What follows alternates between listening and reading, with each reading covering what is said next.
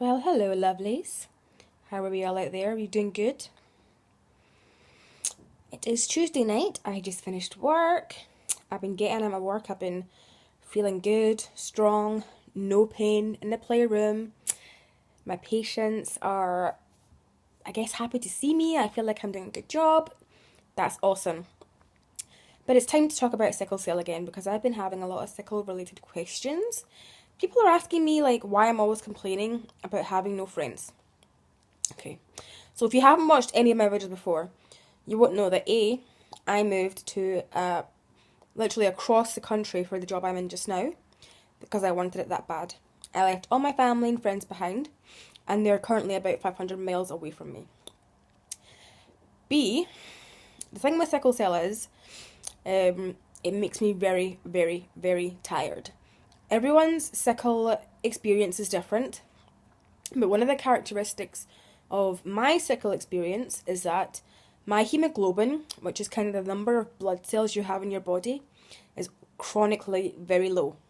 So even if I'm not symptomatic and I'm feeling healthy, I can go to a clinic, the doctor will take my blood and they'll find that my hemoglobin is around 5 or 6. Now, if you know anything about hematology, you'll know that normal hemoglobin should be about 12 to 14, I believe it is in women. Somewhere around that. And I think in men it's like 14 to 16 or possibly 14 to 18. So my blood counts are really, really low. Blood carries oxygen around the body, and obviously if you're walking around or doing any kind of exercise, you're going to get tired because you don't have as many blood cells to carry that oxygen around your body. So when people say to me, well, get a hobby, go to the gym, go exercise, it kind of annoys me because even for me, the most important thing at this point is making sure I get to work. I want a career. I want to be someone that works for a living, does well, and achieves.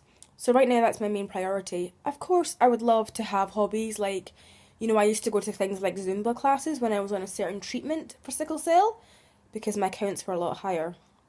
I was thinner then too. It's probably because I used to exercise. I used to do things like yoga also, with my friends, and I used to be a lot more social. But my issue at the moment is just kind of, I don't want to say chronic fatigue because I think that's an actual syndrome, isn't it? But I find myself worn out by like 9 o'clock. So, yeah, it's not so easy to say to someone with sickle cell, why don't you go out and do stuff and then you'll meet people? Because actually, it's not that easy for me. Other people obviously have different things. Maybe they have a higher hemoglobin count, but they have other issues. The other thing I want to talk about today is my Portacath. I have a Portacath in my chest. I would show you it, but I don't want to get in trouble with my boyfriend because he's like, don't have your boob hanging out on YouTube. So this is the right side of my chest, and the top scar is from where they put the Portacath in, and there's a little kind of mark at the bottom as well where it kind of ends. And basically a Portacath is like an artificial vein that they can use when I get things like blood transfusions or blood exchange transfusions. A blood exchange transfusion is where they take out all the sickle cells in your blood, all the crap cells, and they replace it with nice, fresh donor cells. It's a great treatment. I loved that when I was getting that. I felt like I could rule the world. But yeah, because sicklers tend to have really shitty, really crappy veins, quite often we get Portacaths, and mine has 2 lumens, which means 2 holes, so it can hold, I guess, 2 different like bags of fluid, 2 bags of blood, 1 bag of blood, 1 bag of, saline. I've had my Portacath for 4 years, I think it is. I was debating this with my dad earlier because he said it might be 5 years, but I think it's 4. And from what I hear, that's pretty impressive because the issue people have when they have Portacaths is that they can get infections in them or they stop working. Luckily, I have a double lumen, which means there's 2 options for where the nurses or doctors can use a needle to get access to the artificial vein. One of the lumens is blocked, so if you try and put a needle in there, it's really painful. And the doctors think the reason for that is because I have keloids, which is really thick scar tissue. But luckily the other side still works. So, I mean, this port is probably the best thing that's happened to me with sickle cell, because I used to hate going into hospital or having any kind of treatment, because I knew that before I could get the blood transfusion or I'd have to go through the whole process of being stabbed 18 times, telling the nurse or the access specialist what kind of needle to use.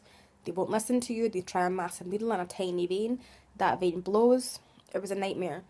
With this, I'm a lot happier. I'm a lot more confident.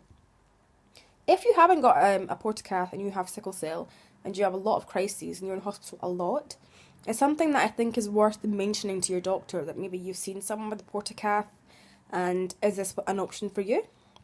I am happy with mine. I was told it would last for 10 years, and it's been 4 or 5. So actually, I don't doubt that. As long as this one lumen continues to work, I am happy with this Portacath. I think I would have it replaced if it stopped working. I wouldn't want to be without my port again. I can't imagine life without it. Yeah. Just general advice, if you do have a Portacath, it's so important to look after it. Try and keep it clean. Watch who you let around it. I'm very fussy with who I let touch this thing, because you have to have training to know how to use it. And if the wrong nurse touches it and does something to it, then, it's ruined. And bear in mind, you have to have an operation to put this in. It goes under your skin and it stays there. And you can feel it. So don't let just anybody handle your Portacath, okay? Mine doesn't stick out too much, in case you're wondering. Like, people can't really see it. Only thing you notice is the scars. I've seen other ports as well that are so subtle, so nicely put in, you would not even notice they're there. Having it put in was a really easy process. It was just 2 nights in hospital. The first day I had the procedure, and then the second day they kind of watched over me. Then they kind of let it rest. Like, I think they tested it after I had the operation, and they let it rest. And then 4 weeks after that, I had my first transfusion. I think it was 4 weeks. And then they just used it from there. Anyway, so that's the sickle cell stuff I wanted to talk about this week. Yeah. Please don't call sicklers lazy. Don't say, well, if you're a sickler and you maybe are complaining about not getting out of the house, there might be a reason for that. So this is why I do things like make videos and chat to people this way. I feel like YouTube is a community, and I can do it from my bed. So if I'm tired, I turn on the computer and I'm making friends in a way, There's people I've met through YouTube who I think are pretty awesome. Just chat to kind of online from different parts of the world, and it's an awesome community, it seems like, so far. And I've only been making videos for a couple of months. I didn't think anyone would actually watch them, but a couple of you have, so thank you for that. Next year, 2015, I'm going to conquer. I'm thinking of doing some kind of new diet, or trying to use natural kind of foods and gentle exercise to give myself more energy.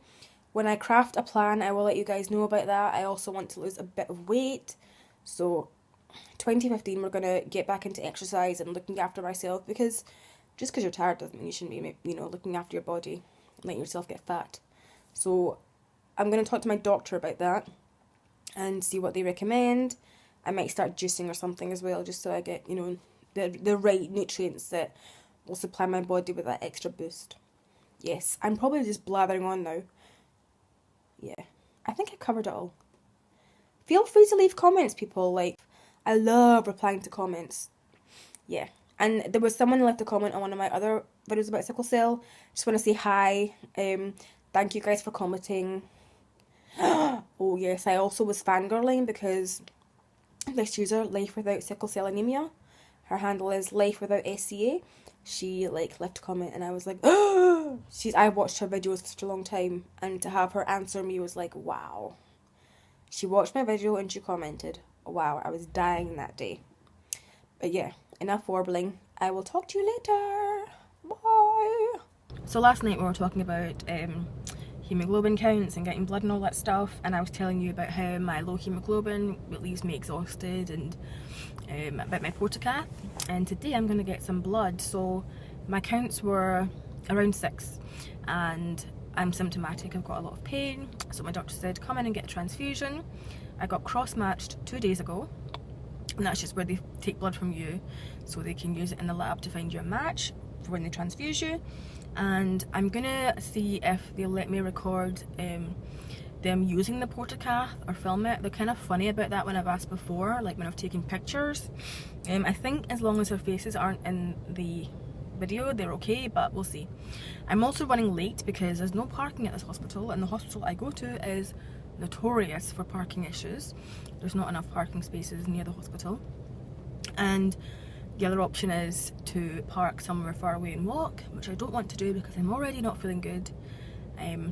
They probably are going to be mad at me for being late, which I can understand, but I did not think the parking would be this bad. I've been waiting here since 10:15. It's now 11:05 almost. But yeah, once I get my bloods, usually it takes a day, I call it, to bed in, and I think it's because I have antibodies.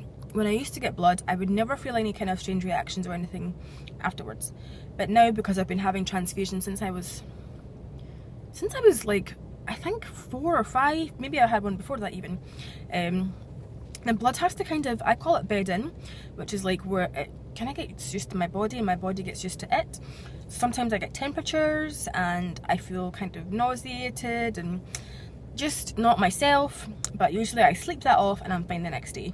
And then the blood does its job and I feel energized and amazing. So I hope to take you through that process. Stick with me. This parking situation is dire though. I wish I had Drew, because then he would drop me off and he would find parking, and even if he was going to work he would like just leave the car and tell me where it was and give me the keys, but he is MIA today because someone has a hangover, which is useful. So I'm in it by myself.